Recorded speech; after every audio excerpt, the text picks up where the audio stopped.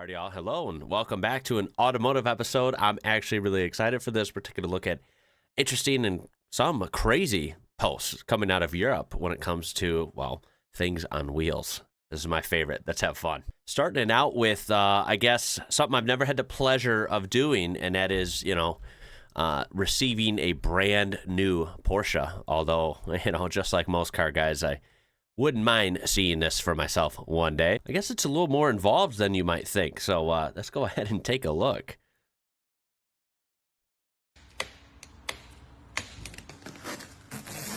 Was that a pool noodle on the front? Oh, wow.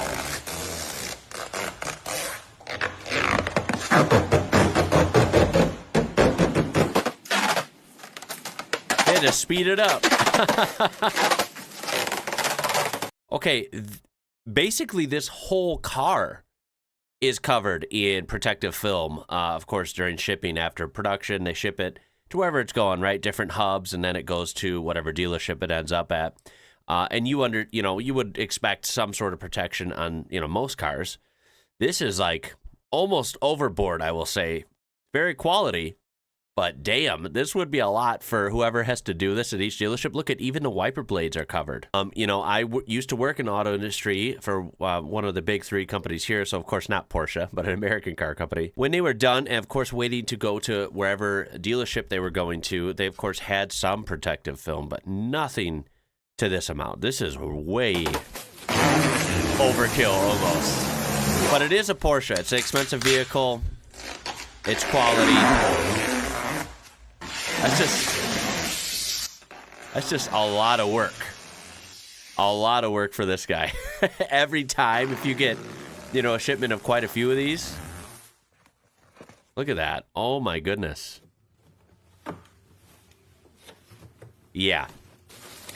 I've never seen this much attention to detail. Well, German cars are, they're built different. This is exactly what I would have thought. You see, this person says, working at a dealership, I could say this was enjoyable the first few times, but when you have to peel 10 cars a day, some weeks, it gets really old, and you realize how much needless plastic they use from the factory. I mean, look, at the end of the day, I guess it's one of those things where it's, a little bit better to be over-prepared than under-prepared, but yeah, this is certainly quite a lot to deal with, on a daily basis. You can't park there, mate. I have a couple questions. Kind of a better parking job than most people I see, though. In a way. Australian import. That's what it is. That's the real secret right there.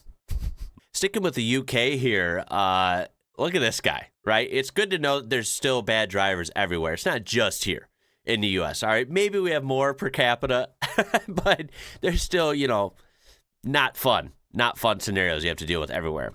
So, of course, this is at Orpington Station. The entrance of the lower floor car park is blocked, well, almost blocked, by this fool who's parked across the entrance. Small cars can just about get in, but will need guidance. And you can see here, this whole lane, if you actually see this white line, and then this white line, I believe this is all supposed to be the entrance. And, if you didn't already know, not supposed to park there. This is all supposed to be wide open so they can get any sort of vehicle in here, pending that they, of course, fit underneath this clearance bar. This person took the liberty in their Audi to say, you know what, I'm going to park it right there. Don't worry about it. When in reality, most people are indeed worried about it when they go to turn in here and they see how narrow of a gap there is between this car, this idiot's car, and, of course, this beam right here. Doesn't look too fun. Doesn't look too fun at all. Gotta love it. And if I had to predict, of course, with something like this, the owner of this car is probably going to be gone for a long time. So this thing is just flat out in the way. I don't know how it would work in the UK if someone can call and this thing can get towed away or what. But if not, wow. What a shitty parking job. Absolutely crazy drive on the autobahn. Again, normal to Germans and even people in the surrounding countries that get to drive on this semi-regularly. To me, absolutely alien concept here. Something I've always wanted to do. Yeah. They're going 281 kilometers per hour, which is very fast.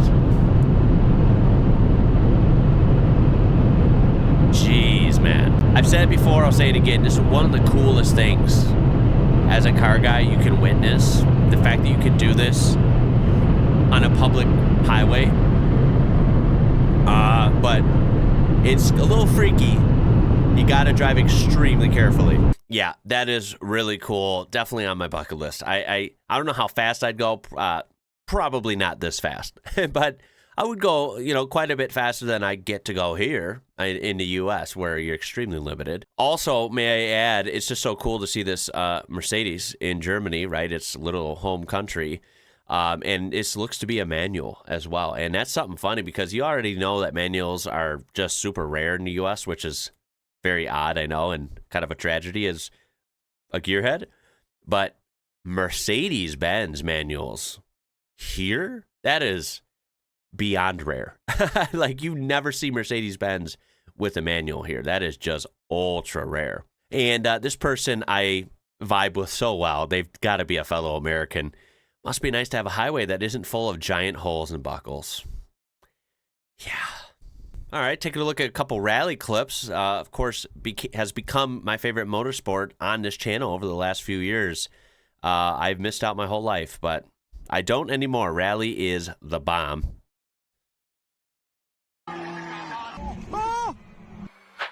Whoa, whoa, whoa, whoa, whoa, whoa, whoa, whoa. Okay, how on earth did they save that on that narrow road? I thought they were done for right here. I thought I was gonna start flipping actually. There's even a divot here. How on earth? Wow. Yeah, rally is just the bomb, dude. These drivers are absolutely incredible. And you know what? So are the navigators too. Does it get any more intense than the rally of Finland though?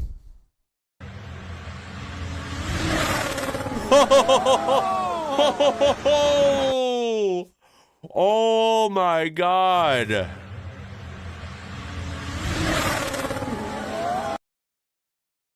That is freaking awesome.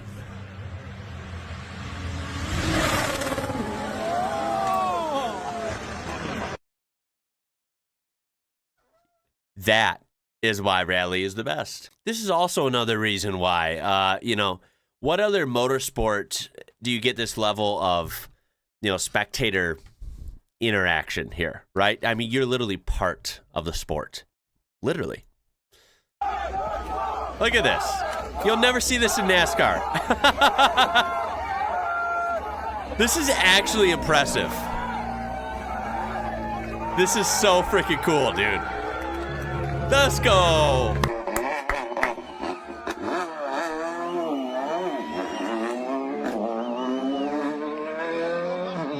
Rally cars are pretty durable too, because this thing, I mean, look at this thing, right? We don't know what happened before, but it's quite dirty. It's submerged in water. Now, granted, it doesn't look like maybe the engine bay was, so that's a good thing. But still, I mean, this thing's had a rough ride. Obviously, it's sitting in a creek right here, and they get yanked out. Already impressive feat by itself. But then it fires up and races away. It's just so cool, dude. Only in rally. That's why I'm addicted to it. Someday, I think we'd all love to, have a rally car of our own. This is pretty cool, right? The aesthetic of rally cars is just awesome. I don't know if this is like a legit rally car or just kind of like a tribute, like an aesthetic looking one. Either way, I appreciate the effort. It's really cool. Who knew it'd be thirsty? I mean, I would imagine. It may be a 4-cylinder sedan, but it is not your average Honda Civic commuter car. I have to say, this is a feature of the Autobahn I have not had the pleasure of seeing. This is pretty cool. Dedicated bus lanes in the middle of the A40 Autobahn in Essen, Germany. You can see again, beautiful road, right? The quality of this. I mean, it looks like you could eat off of it. It is so clean and smooth, well built, very laid out. Like everything's solid and crisp. And then, of course, literal dedicated bus lanes in the center. I mean, Again, this is not something you'd see in the U.S., at least that I know of. This is very cool. And one more I can't resist. Another Autobahn clip. To keep an eye on that truck in front of me, okay? How fast I'm going to pass that truck. It is going to be crazy. In a Tesla. There we go. Woo. That is from 100 kilometers an hour. I just hate that there's no sound. Call me old school, I don't care. I hate that there's no sound, but you got to give the EVs credit. I mean, look at this thing. It accelerates hella quick. It just feels a little soulless. Anyway. And there we look go. Look at it go, though. Holy smokes. That's a hell of a pass. That's so sick. Gotta admit that. The fact that you could just do that on an Autobahn. Look at that. Oh, my God. That got up there quick. And the way this thing just keeps going. And the lack of gear shifts is also... I did not know Teslas kind of topped out that fast. I've never followed them closely like I do other cars. I always knew they accelerated quickly. I didn't really know that they were capable of high speeds like that. It's kind of odd. I imagine this would drain the battery pretty fast though, right? This must be a meme at this point because I've seen so many things about either like a combi or a station wagon, clapped out Golf, or a Eurovan. Or, of course, a BMW right on your tail. Even if you're flying through the Autobahn, there's still someone right on your butt. I think that's hilarious.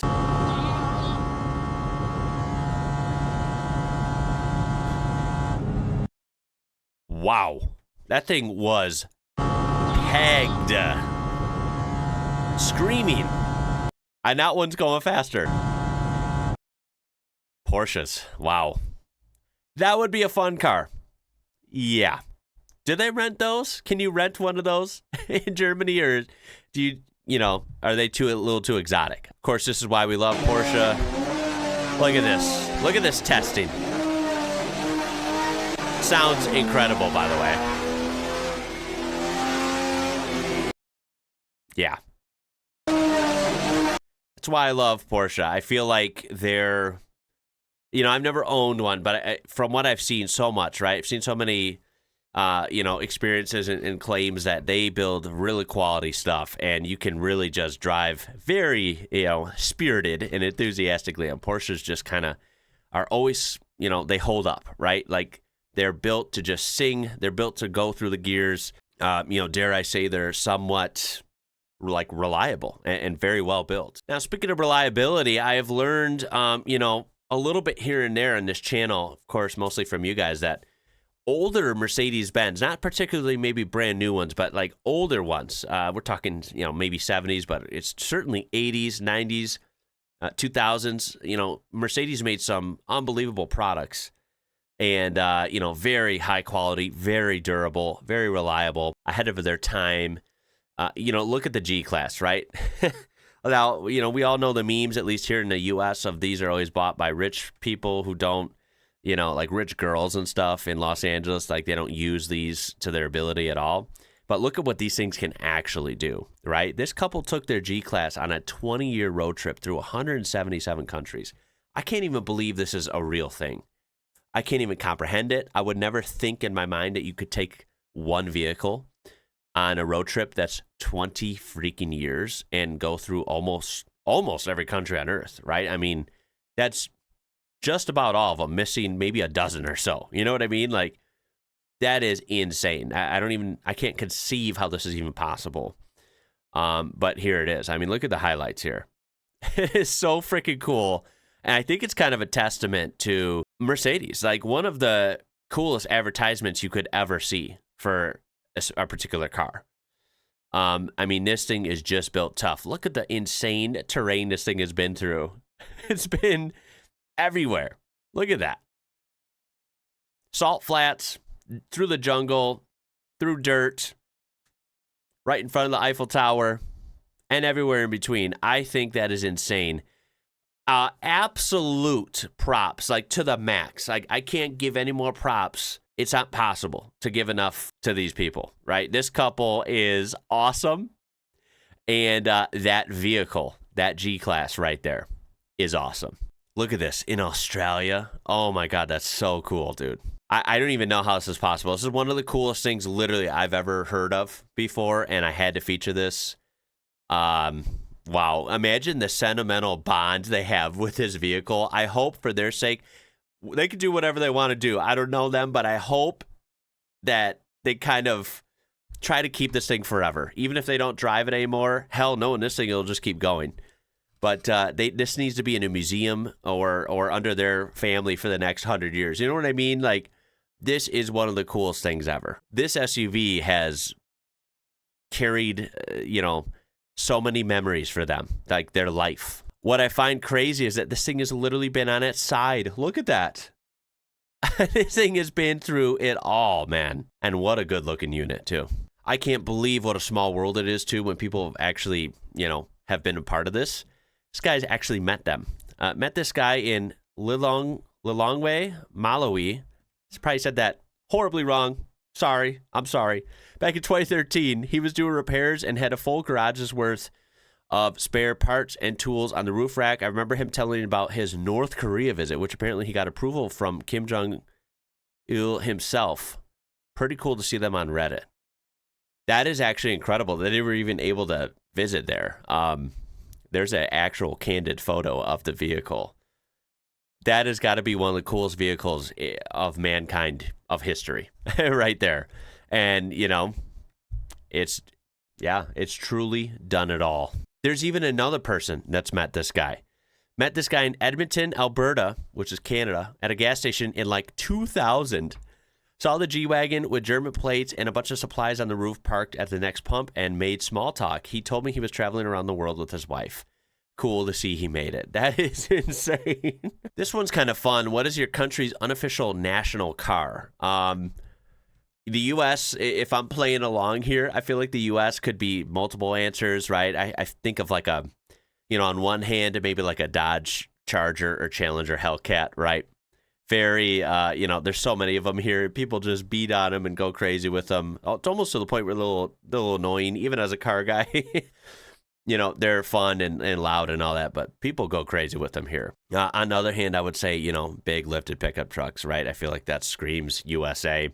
You can love them or you can hate them, but you can't deny that is very American. Now, for me, I'm a little bit of a car nerd. I feel like our national car very proudly could be the Ford Crown Victoria. It was the workhorse. How many police, fleet, taxis, companies, right, depended on this car, and it held up to all the abuse and more. Vietnam, we have this shit box. What is this thing? I don't know. It's like a Toyota. It doesn't look like the Corolla we sell here. It's either a Corolla, maybe they're a little different in different markets. Maybe it's something completely different, a different model. But you know what? Small Toyotas, I mean, they're pretty famous for being super reliable, right? So I guess you can't argue with that. I feel like this is accurate. Multiple people said this for Germany, of course, that you see the German plate there. And you know what? This is actually a very attractive car, in my opinion. These are still even popular in the U.S., probably not to the same level. And I know we don't get quite as many versions as you guys get in European countries, but sharp, good driving, lots of kind of features. Daily driver, right? A great hatchback, done very well, one of the OGs. It's kind of a car that I think does it all well, right? This is one of the best daily drivers you could ask for, really. That thing is everywhere on German roads. It doesn't help that I drive one either. Same in Turkey, same in Netherlands. I drive the Spanish version myself. Seat Leon, as you can see by my flare. Okay. Which is essentially the same car, right? Seat is part of the VAG group. Hungary has a Suzuki Swift. Now, I wonder if we got this car in the U.S. We possibly did. Suzuki's kind of interesting. We got only a few select models here in the U.S., and they were only really in like the late 80s through 2010, 2012, something like that. We actually don't have Suzukis anymore, as in, new models. Now, from what I understand, they sell in a lot of other markets still. And they probably were bigger in European countries than they were here ever. But yeah, I don't know if we got this one as a different version, a rebadge or what. Again, this is a cute, kind of funny little car, although I bet it was a great, cheap daily driver, option. They're very well known for their bikes, right? Sport bikes, very high performance racing motorcycles, right? Suzuki's known for that here, even dirt bikes. And those are certainly here even presently.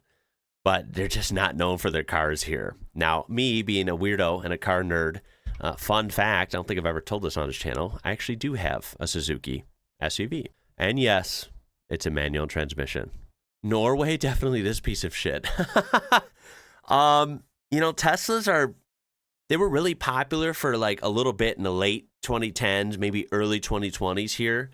They've kind of died off a little bit. You still see them on a daily basis, but they're not, super popular. It's not like they dominate a parking lot at a big store or something. You'll see a couple here and there. They're not as popular as you might think here in the U.S., even though they're, American. I have heard they're popular in Norway, and I think just EVs as a whole are popular in Norway.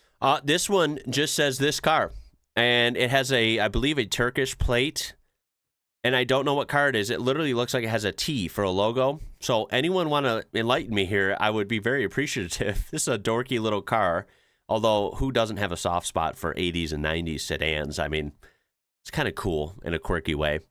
Actually, maybe I should show you the whole thing. That might be better, huh? Yeah, I don't know what this car is, but I guess it's pretty relevant in Eastern Europe. I have to admit, when we saw, it wasn't really dash cam footage. It was like footage looking at traffic flow. So it was mounted on a building or something, looking at a couple roundabouts. Anyway, it was in Norway, and I actually remember seeing the footage. And there was a lot of, much more wagons than you would see here in the U.S., but of course, kind of vans like this, and they were different than our vans. And I actually remember seeing Toyotas and a lot of Asian kind of looking vans. So I think there's some truth to this. These must be pretty popular in Norway. It says the original poster says these haven't been really offered new since 2012, but there's still a lot of them used, and they pull a premium, I guess. And finally, ending it with this actually doesn't say where they're from, but somewhere in Europe, the Fiat. Right? Any Fiat product, really. I imagine it has to be there for someone, right? That's got to be the national car for quite a few countries. I lied. Just a couple more. We have Ukrainian with the Daewoo Lanos. I have no idea what that is, but would you agree? Sweden's got to be the Volvo 200 series, obviously. And look, even from this far away, yeah, I feel like a Volvo, Sweden, it's got to be the national car. I mean, Volvos are legendary, and wow, they're pretty damn Swedish, right? Finally, for the UK, someone says the Mark 6 Ford Transit. These things are awesome. I actually like transit vans from Europe and the UK also. And it's funny because we always had the old truck-based kind of vans here, like the big GMC Savannahs and Chevy Express and Ford Econolines, right? These were big pickup truck-based body-on-frame American-style vans. And only since like the mid-2010s, so the last 10, 12 years, Eurovans like this, exactly this, really did take over, right? These things are everywhere in our streets, and now for sure outnumber the American vans. So even here in a big old United States, Eurovans are very relevant and more popular. That was fun. Those are just a few interesting clips and, automotive topics from Europe. It's been a while since I did that, so I thought, you know what, that's exactly what we're doing today, and I'm glad I did. These are always my favorites. So I look forward to the comments. I always learn a lot from you guys, and hey, I appreciate it. Hopefully I'll see you in the next one. That's it. My name is Ian. You're watching IWrocker. Until next time, y'all, stay safe out there. I'll catch you later.